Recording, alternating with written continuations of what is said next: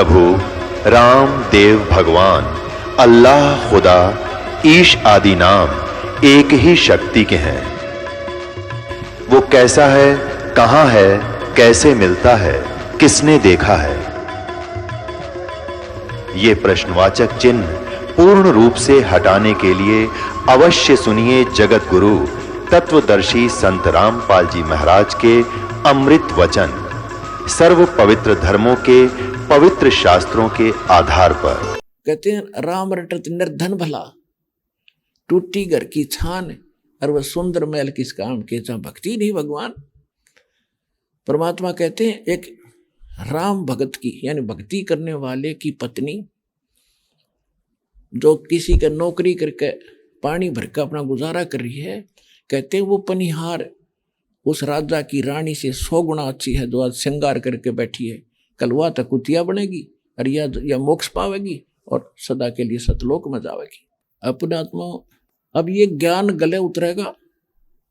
अब गरीब तो नो दुखी हो रहा है कि देखियो सुखी, इसके अगर टेलीविजन लग रहा, इसकी बेटी ऐसे बड़े स्कूल में पढ़ रही है, इसने बेटी को इतना धन दे दिया अभी दहेज में, तो गरीब तो नो कुड़ के मर गया। और हम सबसे पहले इस रोग न काटेंगे, ना देना ना लेना। विवाह के अंदर हमने पहला ये नियम बना रखे हैं, भगत किसी नाम लेना हो तो लो, ना बेशक मत लो। क्योंकि भगत तो भगत बढ़कर भक्ति कर सकता है, बकवादों से भक्ति नहीं हो सकती। अब जैसे ब्रह्मा विष्णु महेश का ब्याह करा था उसकी माँ ने, आपको देवी भागवत में कई बार दिखा रखा है और दिखाऊंगा कभी। 3 लड़की अपने वचन से उत्पन्न करके समंदर में छुपा दी, इनको सागर मंथन पर भेज दिया। तीनों को कहा कि जो पहले कोई वस्तु निकले उसको अलग रखना, दूसरी को अलग, तीसरी को अलग। ये तीनों लड़कियां निकली, तीनों की अलग अलग पहचान, नारी नारी लेकर वो आगे माँ के सामने खड़ी कर दी कि ये वस्तु निकली। तो माँ ने कहा कि भाई इसका नाम सावित्री है, ब्रह्मा तेरी पत्नी होगी, जा बेटा तेरा ब्याह कर दिया। फिर विष्णु से कहा कि इसका नाम लक्ष्मी है, सेकंड तो निकली है, और इसका नाम लक्ष्मी है, तेरे साथ ब्याह कर दिया, तेरी पत्नी बेटा घर बसा।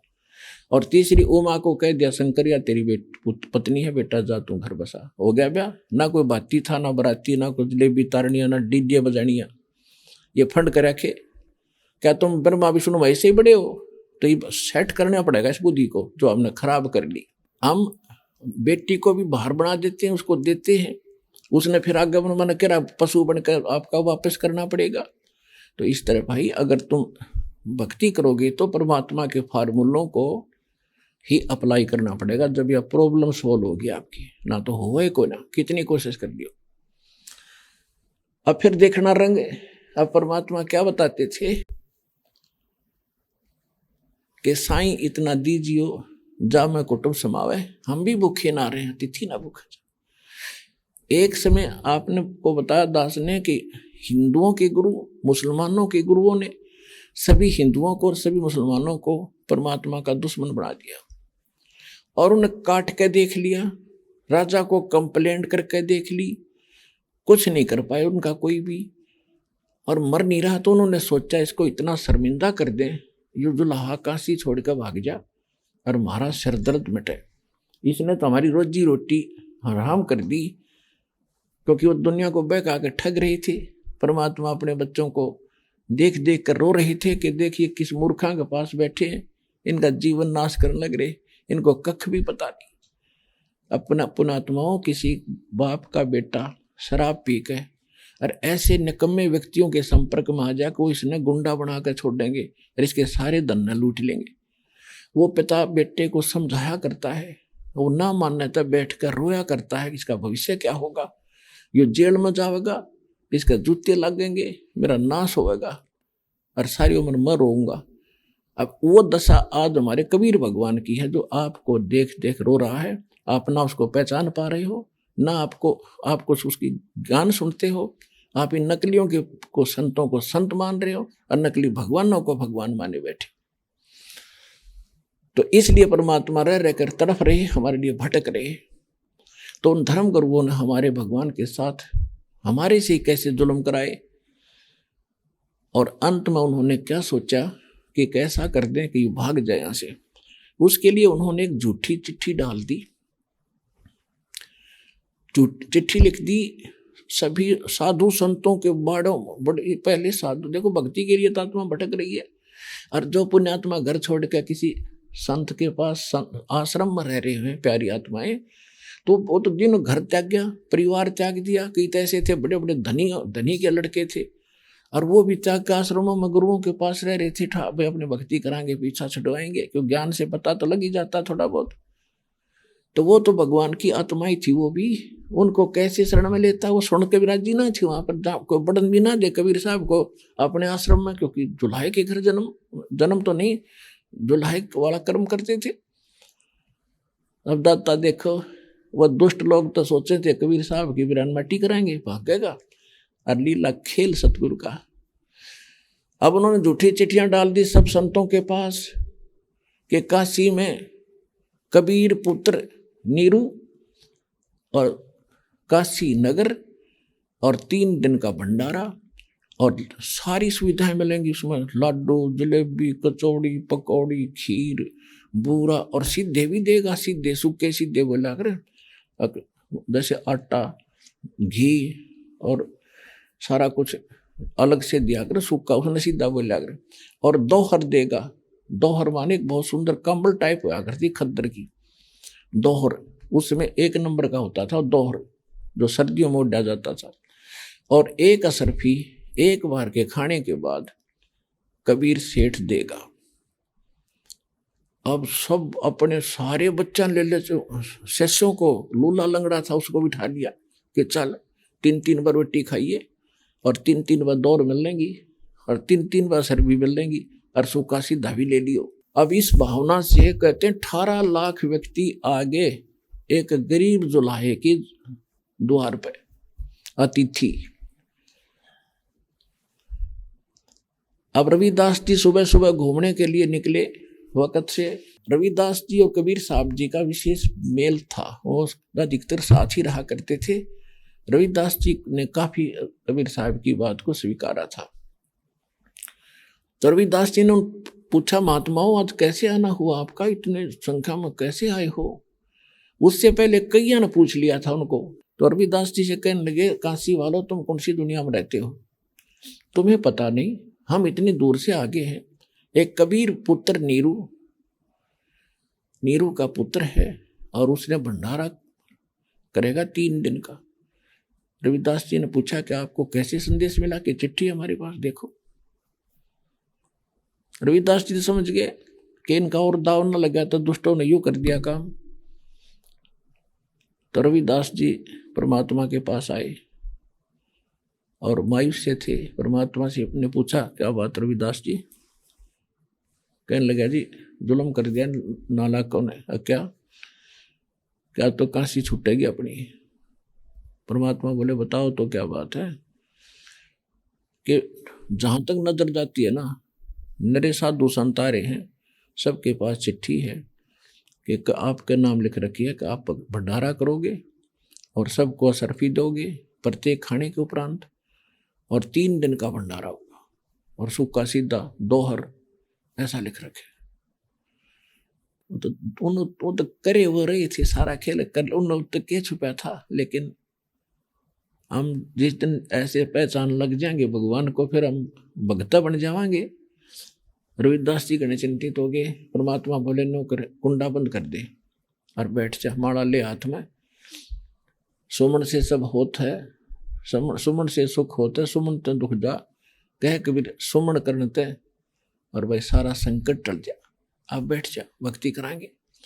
और मैं ऐसे करूंगा रविदास, यो दिन पूरा कर लूं, और कल रात को अपने सारे परिवार को लेकर मैं चला जाऊंगा यहाँ से, रात को कहीं और चला जाऊंगा, तो रोज दुखी करेंगे।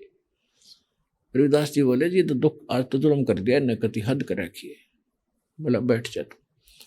वो आप जो संकट जिसके आसरा हम बैठे हैं, वो बालक थोड़ा ही है। यानी पुण्यात्मा हमें परमात्मा समझाना चाहते थे कि आपत्ति में रोए काम चले नहीं, आप कुछ कर नहीं सकते, रो लो चाहे हंस लो, लेकिन जैसे भी दुखी सुखी उस मालिक के नाम ने जरूर संभाल लेना कभी कभी, उस दुख में भी, फिर देखना मालिक कैसे करेगा। तो माला ले ली, रविदास को भी दे दी, कर ले भाई, भगवान की वाणी है कि दुख में सुमन करना चाहिए। दुख में भगवान को याद करे, अन्य को नहीं। उधर से परमात्मा सूक्ष्म रूप में सतलोक गए, अपने निज धाम में, जहाँ कोई कमी किसी वस्तु की नहीं। और यहाँ से टेलीफोन कर दिया था कि तैयार करो सामान, मैं आ रहा हूँ लेने के लिए। कहते हैं 9 लाख बैल बनाए उन्हीं आत्माओं के जो वहाँ आत्माएं हैं, और उनके ऊपर बना बनाया पके पकाए लाडू, जलेबी, कचौड़ी, पकौड़ी और आटा सूखा, सूखी बूरा, घी और दोहर, असरफी, और 9 लाख बैलों पर लाद कर जैसे गधे पर बोरे होया करे, ऐसे भर के एक केसो नाम का बंजारा बन के आगे। बंजारे हुआ करते पहले, वो काफी बैल रखा करते और एक मंडी से दूसरी मंडी में व्यापार करा करते। वहां से बैलों के, क्योंकि रास्ते थे नहीं, बैलगाड़ी जा नहीं सके थी, बैलों को एक दूसरे के आगे पीछे नाक बांध देते थे और लंबी कतार करके कहीं से निकाल ले जाते थे। तो ऐसे वो व्यापार करा करते, उनको बिजनेसमैन बंजारे कहा करते थे, सेठ होते थे। अब केसो नाम धरा और बंजारा बन के 9 लाख बैलों के ऊपर सारा सामान लाद के, और साथ में वहीं से आत्मा आई बंदी छोड़ के बच्चे सेवा करने वाले। काशी के अंदर तंबू तान दिए सारा, जहां अपना सामान धरना था उसमें। और 18 लाख आदमियों का कहीं पर भोजन बनाना हो तो आइटम नारे नारे पाल की पाल पड़े, पूरियों को भी पाल की पाल नो, कम से कम 20-20 फुट 30-30 फुट ऊंचा, 100-100 फुट में गए बिछा के कोमल कपड़े सुंदर सतलोक से आए जिनका धूल भी ना लगे, और उनके ऊपर बिछा दिया और ऊपर टेंट ला दिए और एक बगल बिठा दिया, भाई भर भर थाली दे जा प्रत्येक में। कोठे बना दिए उनके, एक एक इंचार्ज बना दिया, और बाकी सेवादार वहीं के सेवा करें सतलोक से आ रहे, और भंडारा शुरू कर दिया। उधर से शेख तकी ने सिकंदर लोधी से भी चिट्ठी दे दी थी, तेरा गुरुजी वहां पर भंडारा कर रहे हैं। तो सिकंदर लोधी डाणा ही था, दिल्ली का बादशाह। तो वो आकर देखा भंडारा गजब का चल रहा है। शेख तकी ने सोचा था, न्यू लाया था उसको बुला के सिकंदर लोधी को, दिल्ली के बादशाह को, कि आज वो कबीरता भाग गया होगा और उसकी मट्टी पटेगी और राजा के दिल से उतर जाएगा, ये मेरी प्रभुता बनी रहेगी। उसका उद्देश्य यही था, इतना ही। अब वहां जाकर देखा तो भंडारा चल रहा। अब शेख तकी की था मां सी मरगी, वो पूछा भंडारा कौन कर रहा है, ये कौन खिला रहा है। खाने वालों से पूछ रहा है, वो अपना मंड रहे खाने, उन्हें केस चिंता थी, वो न्यू आज कर दे तंबू का ना खान दे, तो बोल रहा ना थोड़ी देर, वो उस टेंट की तरफ इशारा कर दे। अब वो टेंट में बैठा है, वो खिला रहा है। सिकंदर लोधी और शेख तकी वहां गए जहां केसो रूप में भगवान बैठे थे, दूसरा रूप बना के उस टेंट में। और कुछ भक्तों ने बता दिया जी ये राजा है, राजा को बताया जी ये भगत, ये कोई बंजारा बता है। तो उसने पूछा सिकंदर लोधी ने, जी ये आप क्या लगते हो कबीर साहब के। तो उसने केसो रूप में परमात्मा ने कहा कि वो मेरा पगड़ी बदल मित्र है, यार है, और उसने मुझे संदेशा भेजा था। मैं केसो हूँ, बंजारा केसो नाम है मेरा, बंज करता हूँ, व्यापारी हूँ, और वो मेरा मित्र है कबीर जी। मेरे पास चिट्ठी गई थी कि मित्र एक छोटा सा भंडारा करना है और इतना सामान ले आइएगा। हम आगे हाजिर हो गए उसके लिए। अब शेख तकी की आंखें फट गई कि इसने तो छोटा भंडारा करा है, जहाँ 18 लाख आदमी खाना खा रहे हो, कहते छोटा सा भंडारा करना है। तब सिकंदर लोधी ने पूछा कि भगवान क्यों नहीं आए, कहाँ है वो परमात्मा नहीं आए क्या। तब केशव ने कहा कि उसका दास बैठा है यहाँ पर, मौत है मालिक की, जब आओगे आ जाएंगे, उनकी सेवा चल रही है। तो सिकंदर लोधी ने सोचा भाई ऐसे नहीं बात बोले, दर्शन करूं तब रोटी खाऊं। सीधा वहां पहुंचा झोंपड़ी पर, द्वार खटखटा, सैनिक साथ में, बॉडीगार्ड, हाथी साथ में ले गया, हाथी में बैठ कर आ रहा था। कवाड़ खटखटाए, रविदास बोले महाराज जी देखा आ गए। तो यहाँ पर भी परमात्मा बोले दरवाजा ना खोलिए, क्वाड पीट के चले जाएंगे, रात काटनी है, अब दिन दिन पूरा करना, रात को हम खिसक जाएंगे। तो दूसरी बार उसने आवाज लगाई, परवरदिगार दरवाजा खोलो, परवरदिगार दरवाजा खोलो। रविदास कबीर साहब बोले कौन है भाई? कि मैं हूं आपका दास सिकंदर, दिल्ली का आपका नौकर और जनता का राजा। महाराज परमात्मा अंदर से बोले कि राजन मैं दरवाजा खोलो नहीं, ये दुश्मन मेरा पीछे लाग लिए, ये मुझे जीने नहीं देते, मैं इनका भला सोचूं, ये मेरा बुरा कर रहे। और दाता आज तो ऐसा जुल्म कर दिया इन्होंने कि मैं मुंह दिखाने जोगा नहीं छोड़ा। मेरे घर में रोटी भी नहीं, सुबह का आटा मुश्किल से एकत्रित होता है 2-4 दिन का, 18 लाख व्यक्ति बार मेरे नाम से चिट्ठी डाल रखी है। मैं तो इतना शर्मिंदा हो गया हूँ, आज रात ने काशी छोड़ के जाऊंगा, सारे परिवार ने ले जाऊंगा, कहीं मजदूरी करके खाऊंगा। तब सिकंदर लोधी कहने लगा भगवान आप किसी और को बहका सकते हो, इस दास को नहीं, मैं तो आपको बहुत गहराई से जान चुका हूं। और एक बार दरवाजा खोल दो, मुझे दर्शन दे दो दाता, मुझे दर्शन दे दो। तो कहा परमात्मा ने कहा रविदास खोल दे दरवाजा। जब गेट खोला, मुकुट समेत चरणों में गिर गया, दंडोत प्रणाम की। सिकंदर लोधी दिल्ली के बादशाह।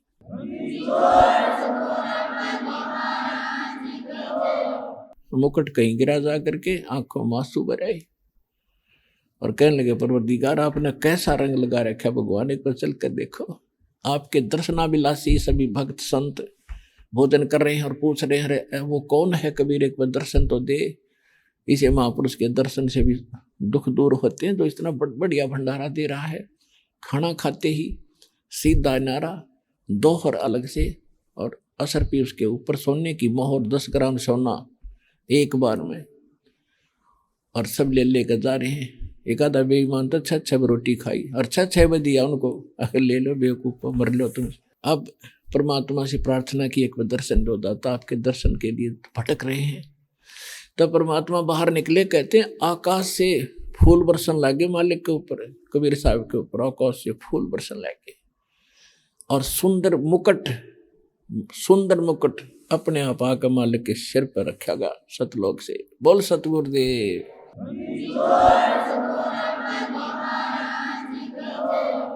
और हाथी पर बैठाकर भगवान को, रविदास जी को सिकंदर लोधी पीलवान बन के, और न पीलवान तो अलग ही था, वो तीनों उसमें बैठ गए। सिकंदर लोधी चौर कर रहा भगवान के ऊपर, जैसे एक सेवक कराया करे अपने गुरु के ऊपर, और सारे भंडारे में घुमा दिया। सब देख रहे कौन सा है कबीर के, वो बैठा जिस पर राजा चंवर करे। अच्छा भाई ये तो कोई तगड़ा आदमी होगा जब राजा चंवर करे, राजा की तो कोई इतना सुख दे रखा था दाता ने। ये तो मृत्यु अपने आखिरी सांस गिना था सिकंदर लोधी, जब आशीर्वाद से इसको रोग, असाध्य रोग दूर किया था, और भी इसको संसारिक अपने जो राज के संकट थे वो भी दाता ने छू मंत्र कर दिए थे। वो तो भगवान से ऊपर मान रहा था। तो सारा घूम कर फिर आगे वहां जहां केशव बैठा था, उस टेंट में उतर के, उस टेंट में जब गए, एक उस टेंट के अंदर अपने आप पलंग बिछ गया सुंदर, अपने आप उसके ऊपर आसन सफेद कलर का सुंदर, उसके हीरे पन्ने चारों तरफ नीचे झालरों में जड़े हुए, आंखों आगे गद्दा गदौन लाग रही। और सिकंदर लोधी और उसी को शेख तकीर सारे देखे हैरान हो गए। अब परमात्मा की लीला थी, उधर तो ध्यान नहीं दिया। केशव खड़ा हो गया कि मित्र क्यों कष्ट किया, आपका दास यहाँ बैठा था। कि कोई बात ना मित्र, आपका बड़ा एहसान है मेरे ऊपर, आपने मेरी आपत्ति टाल दी। ना ऐसा मत कहो, आप तो सर्वशक्तिमान हो, आप छुपाए बैठे हो। यानी अपने ही 2 रूप बना के दाता ने अपने बच्चों को ज्ञान समझाया। 18 लाख वो भक्त संत जो घर छोड़ कर भटकते फिरे थे, वो भी तो उसकी आत्मा थी। और उन दुष्ट लोगों ने तो जुल्म करना चाहा, और परमात्मा ने कैसी लीला करी, 24 घंटे तक खड़ा होकर सत्संग सुना दाता। 18 लाख में तो कम से कम 10 लाख ने नाम लिया दाता के चेले हो गए, उनको सहारा दे दिया।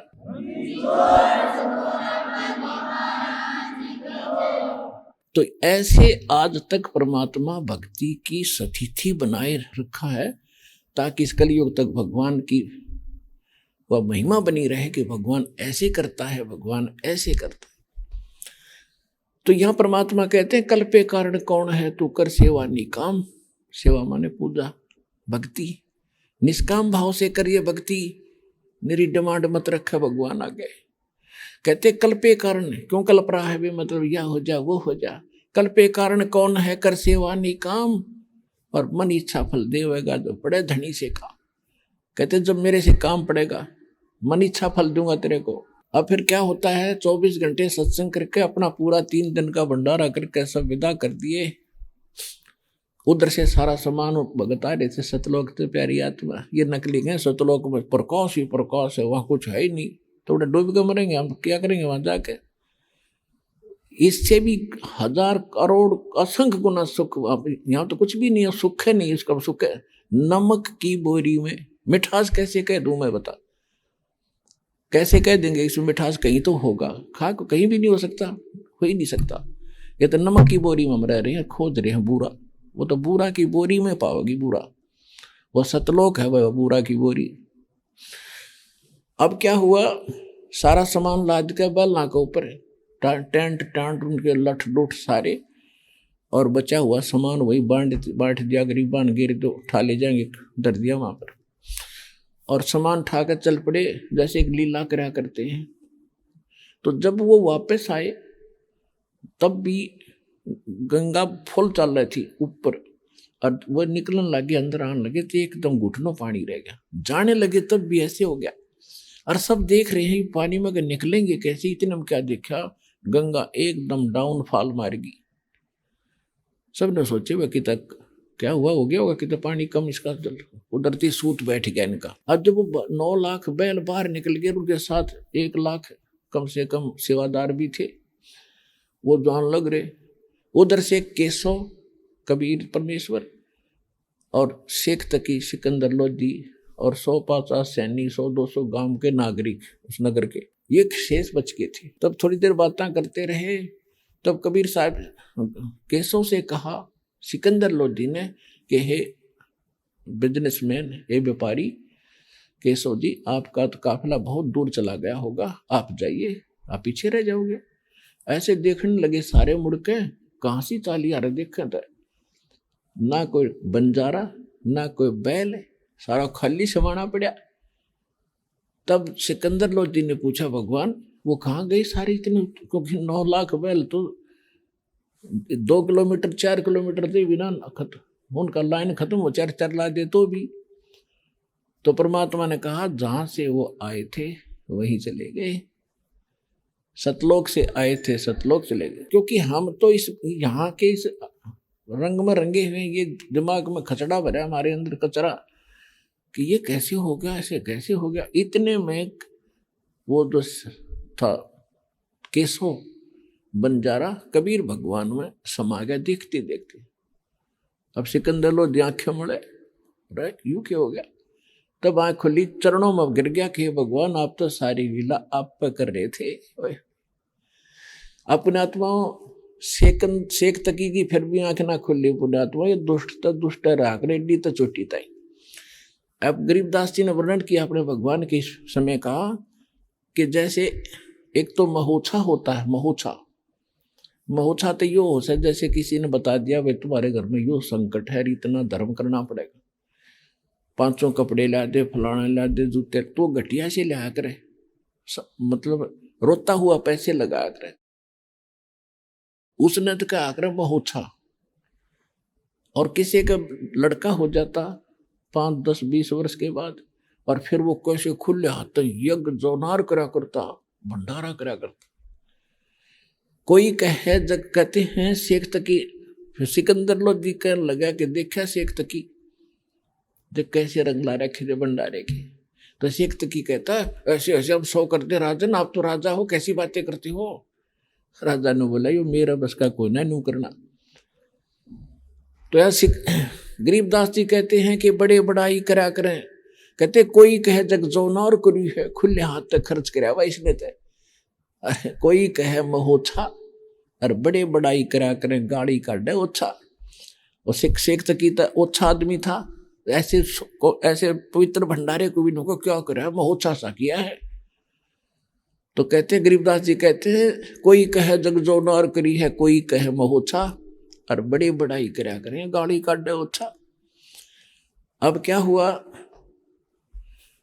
पुण्यात्माओं, अब इसका निष्कर्ष देखो क्या है। जो आज के सत्संग का निष्कर्ष है यू हमें ये बताना चाहता परमात्मा कि यू तो एक कंगाल लोक से, इसमें तो कोई ना कोई आपको समस्या बनी रहेगी। और जब तक मेरी शरण में नहीं आओगे, आप केवल अपना पूर्व जन्म का कर्म ही प्राप्त करोगे। और जब मेरी शरण में आकर मैं बताऊंगा ऐसे नियमित होकर के मर्यादा में भक्ति करोगे, जब वो परमात्मा यहाँ 18 लाख आदमियों को 3 दिन तक मोहन भोजन खिला सके है, तो तुम्हारे 1000, 10,000, 1 लाख वर्ष तक दाल रोटी, सिंपल रोटी उसने खुआने में के देर लगेगी? किरा कित के घर भर देगा आपके।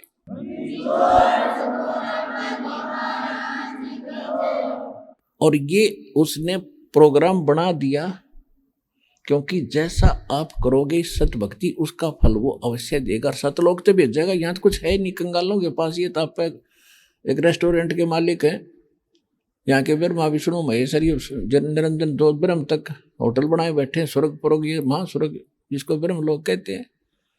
तो अपने बच्चों के लिए ये उनको ऐसे कर्म करा रहा है, उसके बदले में सतलोक तो भेजेगा। और पूरी पृथ्वी पर एक बहार आवेगी जब सब भक्ति करने लग जाएंगे। देखो, इस समझदार ने संकेत बहुत होता है। जो व्यक्ति 18 लाख व्यक्तियों को और 3 दिन तक, जो भगवान 3 दिन तक मोहन भोजन खिला सकता है, तो पूरी पृथ्वी पर कितने होंगे? 4 अरब, 5 अरब, 10 अरब उसने के देरी लगेगी। यानी भक्ति करोगे तो यू काम करेगा और आपको मोक्ष भी देगा। आने वाली आपकी 101 पीढ़ी पार करेगा, और पार करेगा तो उनके लिए व्यवस्था भी करेगा।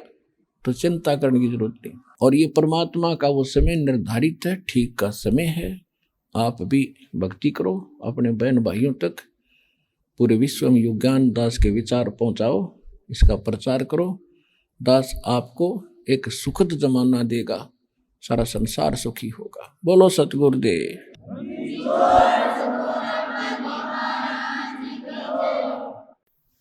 परम पिता परमात्मा पूर्ण ब्रह्म सर्व सृष्टि रचनहार कबीर परमेश्वर, कबीर साहिब जी की असीम रजा से आप सभी पुण्यात्माएं सत्संग सुनने के लिए उपस्थित हुए।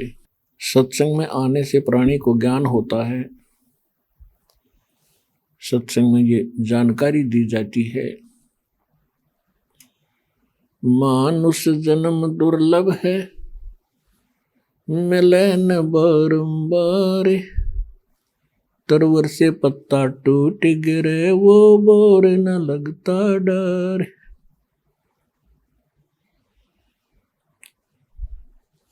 मानुष जन्म पाय कर जो नहीं रटे हरि नाम, जैसे कुआ जल बिना भाई बनवाया क्या काम। राम नाम निज सार है, राम नाम निज मूल, राम नाम सौदा करो भाई, राम नाम ना भूल।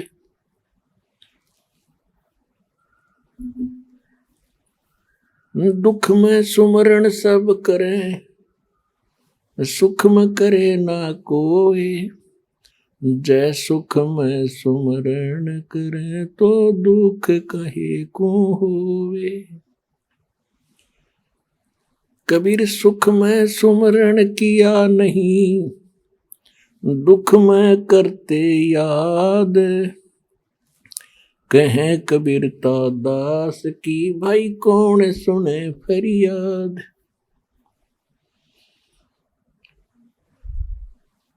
राम रटत कन्या बली, साकिट भलो न पूत, छेरी के गल में गल थना, जिसमें दूध ना मूत। राम रटत कोड़ी भलो, चू चू पड़े जो चाम। ये सुंदर शरीर किस काम का, जा मुख नाही नाम। कबीर जिव्या तो वाए भली, जो रटे हरि नाम। नहीं तो काट के फेंक दियो, भाई मुख में भलो ना चाम।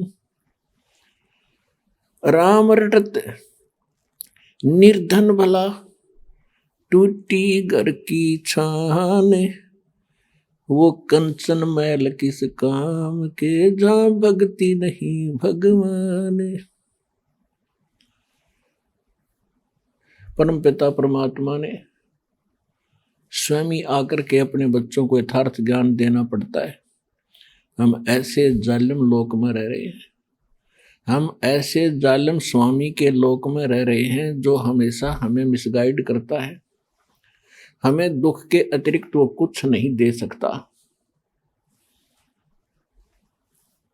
और हम उसको अपना मालिक मानकर अभी तक उसी की पूजा और उसी के पुत्रों को भगवान मान के आश्रित रहे, जिस कारण से हमने असंख्य जन्म हो गए यहाँ पर जन्म और मृत्यु के कष्ट को उठाते हुए।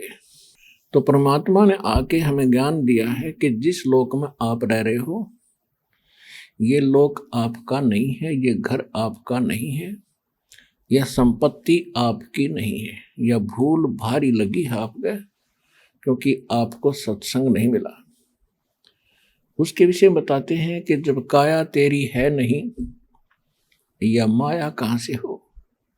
जब आपका शरीर आपका नहीं है, तो इस माया को चपटा बैठा, बैंक बैलेंस बनाने लग रहा, बड़ी बड़ी कोठी बना के प्रसन्न हो रहा, कल मृत्यु हो जाएगी, परसों कुत्ता बनकर उसको ठीक है चारों तरफ घूम रहा होगा, कोई अंदर ना जान दे आपने। तो परमात्मा याद दिलाते हैं, भोली आत्मा, आज तक तो चलो आपको पता नहीं था, इसका कोई अल्टरनेट नहीं था। अब तो अल्टरनेट पता लग गया कि एक ऐसा स्थान है जहां हम पहले रहा करते थे।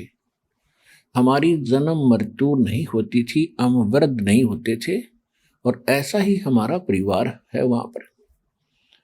जैसा यहां जुड़ गया, आज आपके बेटा बेटी हैं या माता पिता हैं, क्या आप पहले जानते थे इनको? आपके घर आते गए, ममता मोह बन गई, अपने से लग गए, अपना परिवार बन गया। लेकिन ये तो अपना है नहीं, कल मृत्यु हो जा, पूरा परिवार नाश हो जाए 1 मिनट में। ये पीछे केदारनाथ के ऊपर कैसा जुल्म हो गया था, एक के घर के 4-4 सदस्य मर गए, पूरा पूरा परिवार नष्ट हो गया। तो ये अपना है नहीं। लेकिन जब तक आप यहाँ हैं, ये ऐसा समझो कि हम एक किसी उद्देश्य को लेकर के हम एक कमरे में रह रहे हैं, एक मकान में रह रहे हैं। जैसे बच्चे कहीं स्टडी करने जाते हैं या कोई मजदूर मजदूरी करने जाते हैं, तो कई कई जने एक क्वार्टर में रहते हैं, मिलकर रहते हैं, प्यार से रहते हैं, इकट्ठा खाना बनाते हैं, सारा कुछ करते हैं। तो ये तो इतना ही साजबाज है आपका कि आपका इन बच्चों का कोई संस्कार है पीछे का। और वो किस्मत वाले बच्चे हैं जिनका पूरा परिवार मालिक से जुड़ जाएगा। आपके बच्चे सुरक्षित रहेंगे, आजीवन आपके साथ रहेंगे जब तक आपकी मृत्यु नहीं होगी। और मृत्यु के उपरांत फिर सारे के सारे सतलोक चले जाएंगे। ऐसे ही धीरे धीरे वहाँ आपका परिवार बन जाएगा। और अब वो सुख तो यहाँ बताने की भी कोई उदाहरण भी नहीं है जो वहाँ के सुख को यहाँ वर्णन कर दे। तो वहाँ सुख है, और जो आपको वहाँ पर आनंद होगा, जिस प्रकार आप वहाँ रहोगे। तो यहाँ कितना ही कोई धनी हो, चाहे कितनी उच्च पोस्ट हो, उसका तो 1 सेकंड का भरोसा नहीं कब मृत्यु हो जाए। तो पहले तो ये बात आपके दिल में इस सत्संग के माध्यम से जचाई जाती है, विश्वास दिलाया जाता है कि ये लोक आपका नहीं है, यहाँ आपका स्थायी स्थान नहीं है। और ये आपको भी आसानी से पता हो जाएगा। ये ज्ञान सुनते हैं, पहले तो वैसे ऊपर ले मनते हैं, हाँ भाई एक दिन सब ने मरना है, हम नहीं मरना है। लेकिन अब ये होगा कि मरना तो बात अलग है, वो तो यूनिवर्सल ट्रूथ है, सब ने पता है। लेकिन मर के हम जाएंगे कहाँ? ऐसे स्थान पर जाएंगे जिसकी आज तक ऋषि महर्षियों को भनक भी नहीं लगी, और आसानी से जाएंगे। इन परिवार के अंदर रहते हुए हम भक्ति करके सतलोक जाएंगे।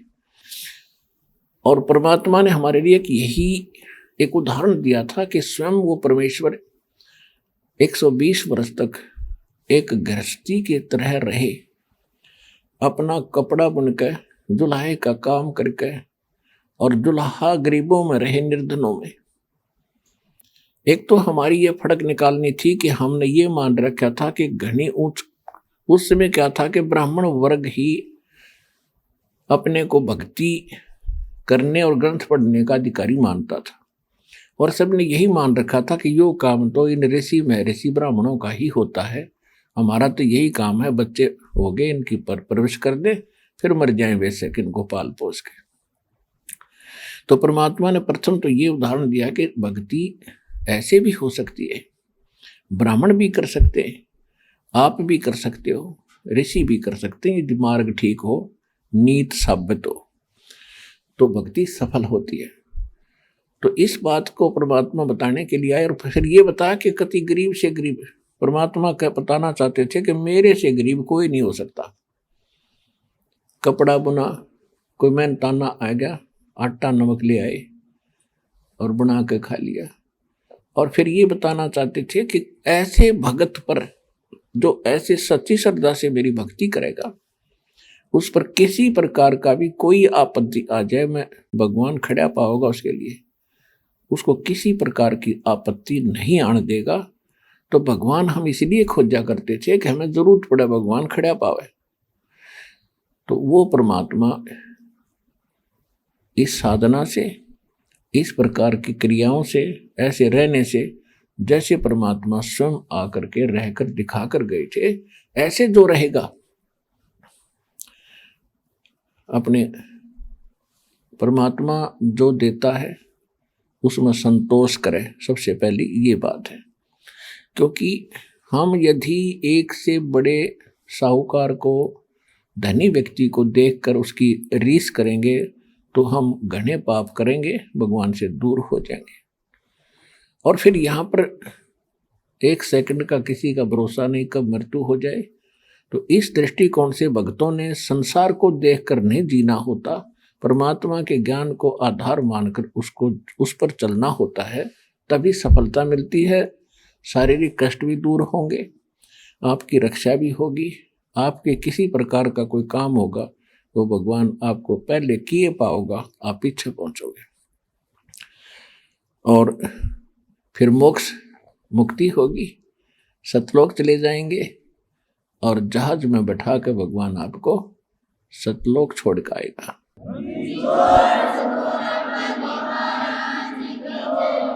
पुण्यात्माओं, अध्यात्म मार्ग को समझने के लिए हमने अपने सदग्रंथों को आधार मानना होगा, और सबसे पहले हमने ये जानना होगा कि ये सृष्टि की रचना हुई कैसे, हम इस काल के जाल में कैसे फंसे। तो ये जानकारी जब तक आपको नहीं होगी, तब तक आप अध्यात्म मार्ग में किसी भी ना ग्रंथ को समझ सकते, ना हमारे सत्संग को समझ सकते। जब आपको सृष्टि रचना का पूर्ण ज्ञान हो जाएगा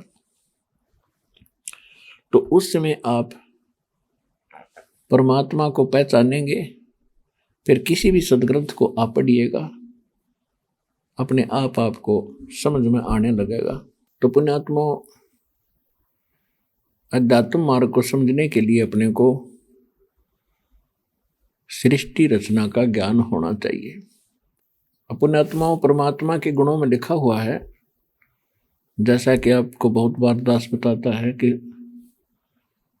ऋग्वेद मंडल नंबर 9 सूक्त 86 के मंत्र नंबर 26 और 27 में ऋग्वेद मंडल नंबर 9 सूक्त 82 के मंत्र 1, 2, 3 में, ऋग्वेद मंडल नंबर 9 सूक्त 57 के मंत्र 3 में, ऋग्वेद मंडल नंबर 9 सूक्त 20 मंत्र 1 में, ऋग्वेद मंडल नंबर 9 सूक्त 1 मंत्र 9 में, 8 और 9 में, ऋग्वेद मंडल नंबर 9 सूक्त 94 के मंत्र 1 में, ऋग्वेद मंडल नंबर 9 सूक्त 95 के मंत्र 2 में, ऋग्वेद मंडल नंबर 9 सूक्त 96 के 96 के मंत्र 16 से लेकर 20 में। और भी अनेकों स्थानों पर यह प्रमाण है कि वो कबीर नामक परमात्मा है। परमात्मा का वास्तविक नाम कबीर देव है और वो सतलोक में रहता है। सतलोक एक पृथ्वी है, 100 प्रकाशित है। और जैसे आप कभी रेत देखते हो, जमुना सैंड देखा होगा, उसमें से चमक सी निकलती है, सितारे से दिखाई देते हैं, उस रेत के अंदर कण होते हैं चमकीले से। ये तो एक एग्जाम्पल है। वो सारी ही पृथ्वी ऐसी है और उपजाऊ बहुत है। तो ऐसी वह पृथ्वी है, सतलोक है, और वहां परमात्मा सशरीर मनुष्य दृश्य शरीर में रहते हैं। बहुत बड़े गुंबद के अंदर गोल गोल स्ट्रक्चर है और सफेद कलर का है। परमात्मा वहाँ एक सिंहासन के ऊपर जैसे राजा विराजमान होते हैं ऐसे बैठे हैं। उनके सिर पर मुकुट है, ऊपर एक बहुत सुंदर छत्र सफेद छत्र है। वही परमात्मा अन्य हल्के तेज का शरीर बना के, क्योंकि वहाँ परमात्मा की बॉडी का जो शरीर है वो प्रकाश है पूरे शरीर का बहुत ज़्यादा है। एक रूम माने एक बाल बोलते हैं रूम को। एक रूम की इतनी शोभा है, करोड़ सूर्य मिला दे, करोड़ चंद्रमा। यदि वो परमात्मा, फिर सारे शरीर का कितना प्रकाश होगा। तो वो परमात्मा यदि एज इट इज आ जाए न्यू का न्यू अपने उसी तेजों में शरीर में, तो हमारी चरम दृष्टि उनको देख नहीं सकती। जैसे उल्लू सूर्य उदय होने के बाद कुछ देख नहीं पाता, तो उसके सामने हमारी यह चरम दृष्टि ऐसे बंद हो जाएगी। इसलिए परमात्मा अपने शरीर को सरल करके, अपने रूप को सरल करके आता है, हल्के तेज पुंज का, और हमें मिलता है और हमें बताते हैं। तो वो परमात्मा आके ज्ञान देते हैं, अच्छी आत्माओं को मिलते हैं और उनको अपने से परिचित कराते हैं। फिर वो प्यारी आत्मा परमात्मा की आंखों देखी महिमा का गुणगान अपने मुख कमल से किया करते हैं। इसके लिए परमात्मा कहते हैं, चारों युग में संत पुकारे और कूक कहा हम हेल रे, हीरे माणिक मोती बरसे और ये जग चुकता ढेल रे। कि चारों युगों में मैं आता हूं और अच्छी आत्माओं को मिलता हूं, और जो मुझसे परिचित हो जाती हूं प्यारी आत्माएं, फिर मुझे सतलोक में देख के और ऊपर सतलोक को आंखों देख करके फिर अपनी वाणी से वो उच्चारण करते हैं, ज्ञान बताते हैं। और मैं भी आता हूं, तब मैं भी ज्ञान सुनाता हूं। तो पुण्यात्माओं, आपका सौभाग्य कि आपको सत्यनारायण कथा सुनने को मिल रही है। पहले हम सत्यनारायण कथा किसको माना करते थे? विष्णु जी को सत्यनारायण मान रहे थे। सत्यनारायण का अर्थ होता है अविनाशी परमात्मा, लेकिन विष्णु जी तो नाशवान है, ये स्वयं कहते हैं। नारायण का अर्थ होता है जो जल के ऊपर आकर विराजमान हो, उसको नारायण कहते हैं। और सत्यनारायण अविनाशी नारायण। तो विष्णु जी को इसलिए नारायण कहने लगे कि शेष नाग की सैया पर ये विराजमान होते हैं। लेकिन ये तो सत्यनारायण नहीं है, नारायण जरूर है, क्योंकि जल के ऊपर विराजमान है। सत्यनारायण सतपुरुष, सत्य साहेब, सत कबीर हैं। और वो जब भी आते हैं, जब शिशु रूप धारण करके लीला प्रत्येक युग में करते हैं, तो कमल के फूल पे, कमल का फूल जल में होता है, सरोवर के अंदर होता है, उस पर आकर नवजात शिशु का रूप धारण करके विराजमान होते हैं, जिस कारण से वो नारायण कहलाते हैं। आइए अब हम उन श्रद्धालुओं के अनुभव जानते हैं जो जगत गुरु तत्वदर्शी संत रामपाल जी महाराज जी से दीक्षा प्राप्त कर चुके हैं तथा उनके द्वारा बताए गए भक्ति मार्ग पर चल रहे हैं। सर नमस्कार। सर नमस्कार। सर क्या नाम है आपका? लक्ष्मण मंगा पाटिल, ये मेरा नाम है सर। सर कहाँ से आए हैं आप? सर मैं महाराष्ट्र से बिलोंग करता हूँ, जलगांव डिस्ट्रिक्ट, मुक्ताईनगर तहसील से हूँ। सर संत रामपाल जी महाराज जी की शरण में आने से पहले आप क्या भक्ति साधना करते थे? सर मैं संत रामपाल जी महाराज जी के शरण में आने से पहले मैं जो हमारे फैमिली वाले जो पारंपरिक रीति रिवाजों वाली चली आ रही भक्ति साधना है वही करता था। खास करके मैं दुर्गा जी की साधना करता था, जो कि मेरे परिवार वाले करते थे, क्योंकि मेरी माता जी के शरीर में दुर्गा जी प्रवेश करके आती थी और बहुत बड़ी सवारी आती थी। सवारी आने के बाद जो मेरी माता जी है वो कापूर की जो जोत है, जो हाथ पे जला के ऐसी मुंह में निकल लेती थी और ऐसे छोटे मोटे चमत्कार दुर्गा जी करती थी। उसके साथ साथ हमारे परिवार वाले जो हमारे इधर जो मुक्ताबाई नाम करके तहसील में संस्थान है, वहाँ पे हम हर साप्ताहिक महीने में एक बार एकादशी के दिन वहाँ पे पैदल जाते थे और एकादशी का व्रत भी करते थे। और उसके साथ साथ सर मैं महाराष्ट्र से बिलोंग करने की वजह से मैं पीर पैगंबर इनकी भी वह साधना करता था। उनको जैसे कि चादर चढ़ाना, मत्था टेकना और ऐसी छोटी मोटी मन्नतें मांगकर उनकी साधना करता था। उसके बाद में मैं खास करके बचपन से हनुमान जी की ज़्यादा करके साधना करता था। जैसे कि शनिवार में हफ्ते में एक बार उनको सुबह सुबह एक फूलमाला चढ़ाना, नारियल फोड़ना और सुबह शाम उनका हनुमान चालीसा का नित्य पाठ करना, यह साधना सर जी मैं मेरे जीवन में करता था पहले। सर आपने इतनी सारी पूजाएं साधनाएं की है, आप संतों के पास भी जाते थे, तो सर इन सब के बावजूद आपको ऐसा क्या लगा कि आपने संत रामपाल जी महाराज जी से नाम दीक्षा ली? सर यह साधना कर कर के हमें कुछ जो ऐसे आध्यात्मिक जो लाभ है उसके बारे में कोई जानकारी नहीं थी। हम ये साधना देखा देखी करते थे, जैसे कि जो सामने वाले लोग करते थे उनको देखा देख हम ये साधना करते थे। और ये साधना करते करते से हमारा जो परिवार है वो सब बिखरने लगा और हमारे परिवार में बहुत सी ऐसी परेशानी होने लगी, क्योंकि मेरे माताजी के शरीर में दुर्गा जी प्रवेश करने के बाद भी सर हम गणपति की स्थापना करते थे, दुर्गा जी की स्थापना करते थे। उसके बाद भी सर मुझे एक बार बहुत बड़ी ब्लड की वोमिटिंग हो गई सर। वोमिटिंग होने के बाद मेरे घर वाले बहुत परेशान हो गए, तब भी हमें बहुत जैसे डॉक्टरों के पास बहुत इधर उधर घूमना पड़ा। और यह साधना करके सर हमारा परिवार बहुत दुखी हुआ था और हमारी आर्थिक स्थिति भी ये भक्ति साधना करते समय कुछ ठीक नहीं थी। इस वजह से हमें संत रामपाल जी महाराज जी का ज्ञान पता चलने के बाद हमने संत रामपाल जी महाराज जी की शरण ग्रहण की। सर आपको संत रामपाल जी महाराज जी के बारे में कैसे पता लगा?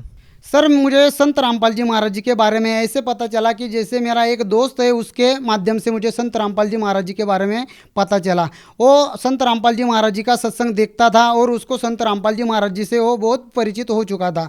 परिचित होने के बाद उसने मुझे जब बताया कि ऐसे ऐसे संत है संत रामपाल जी महाराज, जो कि इस दुनिया में ऐसा कोई जो ये नहीं है हल, जिस प्रश्न का हल जो संत रामपाल जी महाराज के पास नहीं हो, तो सर मैंने उसकी बात मानी और हर रोज़ाना मैं भी संत रामपाल जी महाराज जी का सत्संग देखना चालू कर दिया।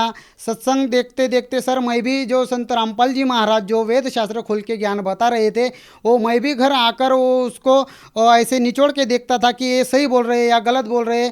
ऐसे मैं हर पल उनको ऐसा, एक बार मैंने ऐसा सोच लिया कि मैं इनको गलत भी साबित करूं, पर मुझ नीच पापी आत्मा से यह जो बात है ये मैंने ऐसी सोच ली थी, ये मुझे गलत निकली। और संत रामपाल जी महाराज जो ऑथेंटिक रूप से जो ज्ञान दे रहे हैं वही सही दे रहे हैं। जब ये मुझे पता चला तब मैंने संत रामपाल जी महाराज जी से नाम दीक्षा ली। सर जैसा कि आपने बताया कि संत रामपाल जी महाराज जी से आपने नाम दीक्षा बड़े ही सोच समझकर और प्रमाणों को देखकर ली, तो सर हम आपसे ये जानना चाहेंगे कि जैसा कि आपने बताया कि आपकी माताजी के अंदर दुर्गा की सवारी आती थी, आप देवी दुर्गा की भक्ति करते थे, लेकिन उसको करने के बावजूद भी आपको कोई विशेष लाभ नहीं मिला।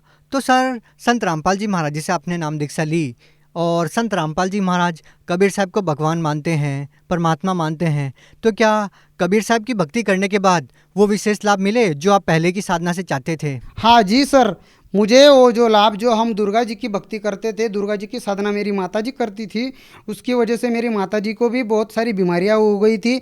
और वैसे तो हमें वो भक्ति साधना करते समय कुछ भी ऐसा लाभ क्या चीज़ है ये तो मालूम ही नहीं थी सर, कि इस भक्ति से भी कुछ लाभ होगा, क्योंकि हमें वो दुर्गा जी की भक्ति करते समय ऐसा कुछ भी लाभ नहीं हुआ जो कि वो हमारे सांसारिक जीवन में हमें चाहिए, वो कुछ भी लाभ हमें दुर्गा जी की भक्ति करते समय नहीं हुआ। तो सर आपको कबीर साहब की भक्ति करने से क्या लाभ मिला? सर जब से हमें संत रामपाल जी महाराज जी की शरण ग्रहण की है, उस दिन से मानो ऐसे बहुत से लाभ हो गए, वो मैं आपको डिटेल में बताना चाहता हूँ सर। जब मैं संत रामपाल जी महाराज जी का रोजाना सत्संग देख रहा था, तो सत्संग देखते समय मैं जब ज्ञान की जो मेरी शुरुआत हो गई थी, ऐसा समझो मानो कि उस टाइम में मेरी जो पत्नी है वो गर्भवती थी, और उसके गर्भ में जो मेरा जो बच्चा था, वो बच्चा जिसको उसको गर्भ में जो पानी की कमतरता होने के कारण डॉक्टर ने बताया था कि ये जो बच्चा है ये उसको मिस कर जैसे काट के निकालना पड़ेगा, आभूषण करके निकालना पड़ेगा, ऐसा डॉक्टर ने बोल दिया था। सर मैं उस परेशानी से लेकर मैं बहुत अपसेट हो गया था कि अब इस परेशानी से हमें कौन निकालेगा। मैंने मेरे परिवार वालों को भी बोल दिया था कि अब इस परेशानी से हमें कौन छुटकारा देगा।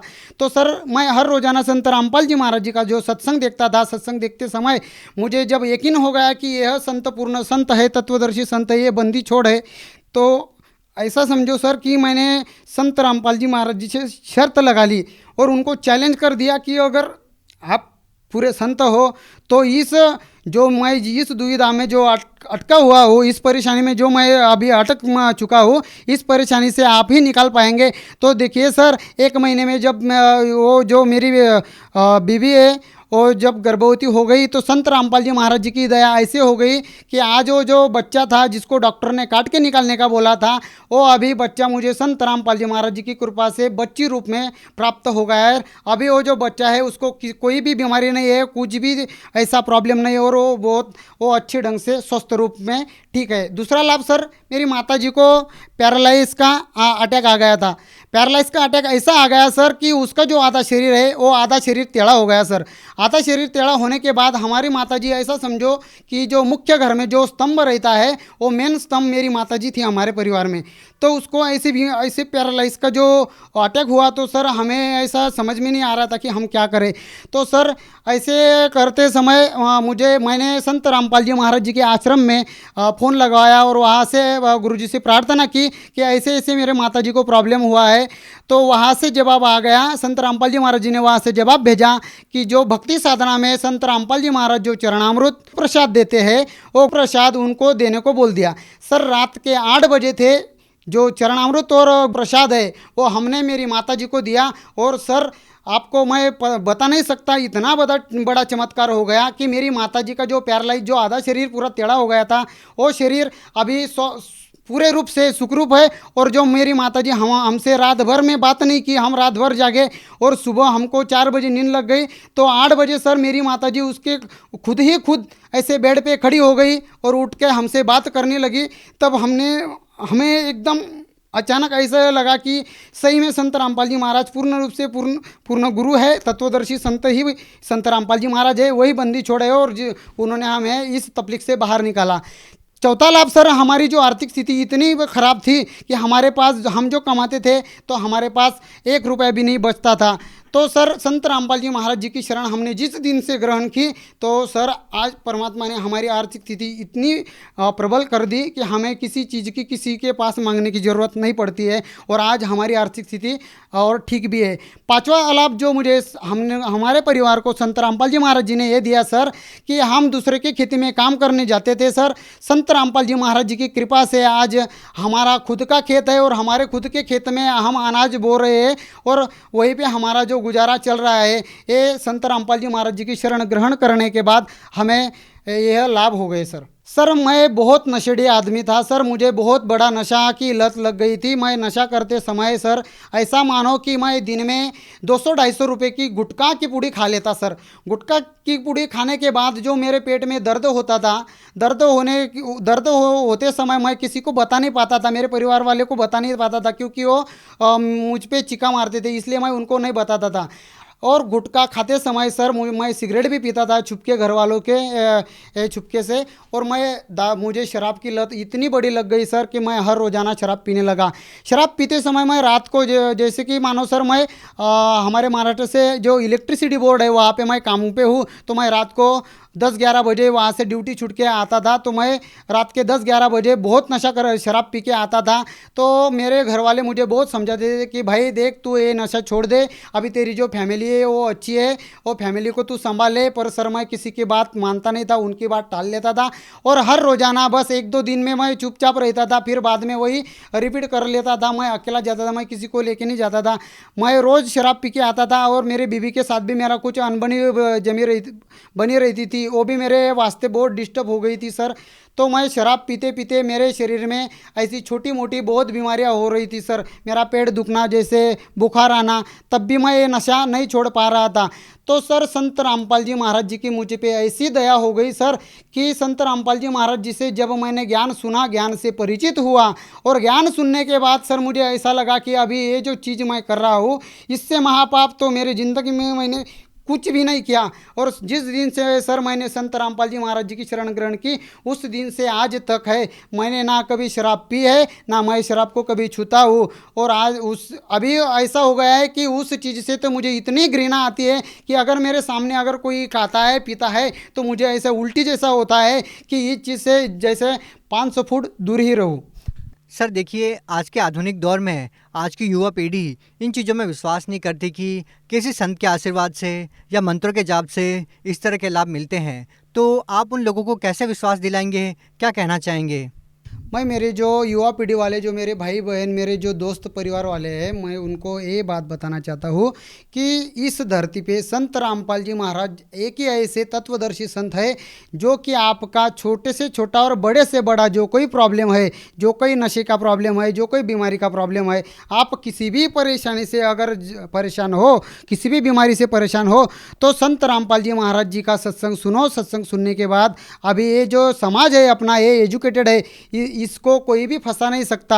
आप इसकी जांच पड़ताल कर सकते हो। जांच पड़ताल करने के बाद आप तत्वदर्शी संत रामपाल जी महाराज जी से जिस दिन नाम दीक्षा ले लेंगे, आपको उसी टाइम में, उसी दिन से जो आप जो अपने परेशानी से छुटकारा पाने का जो सोच लिया है, उससे आप छुटकारा पा सकते हो। सर आप भगत समाज को क्या संदेश देना चाहते हैं? सर मैं मेरे जो पूरे भगत समाज जो देख रहा है मुझे आज, उनको यही प्रार्थना करना चाहता हूँ, क्योंकि संदेश तो सदगुरु संत तत्वदर्शी संत रामपाल जी महाराज जी दे सकते हैं। मैं तो सिर्फ हाथ जोड़कर उनसे प्रार्थना करना चाहता हूँ कि देखो, ये जो मनुष्य जीवन है ये आपको बार बार नहीं मिलने वाला। ये जो मनुष्य जीवन आपको जो मिला है, इसका तुम वो कुछ अच्छे ढंग से उसका सफलतापूर्वक समझो और संत रामपाल जी महाराज जी का ज्ञान समझो। ज्ञान समझने के बाद तुम संत रामपाल जी महाराज जी से जिस दिन से नाम दीक्षा ले लेंगे, उस दिन से आपका कल्याण 110% होने वाला है।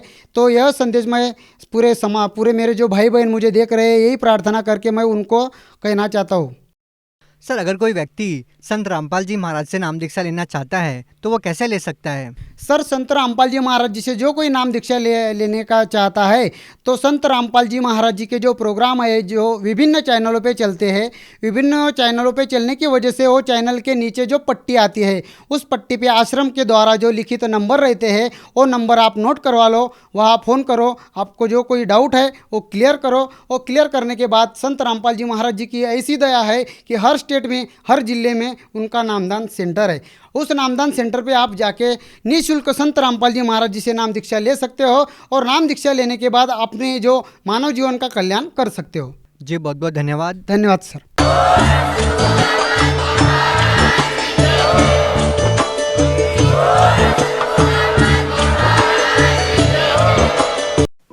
आप सुन रहे थे जगत गुरु तत्वदर्शी संत रामपाल जी महाराज के मंगल प्रवचन। अधिक जानकारी के लिए संपर्क करें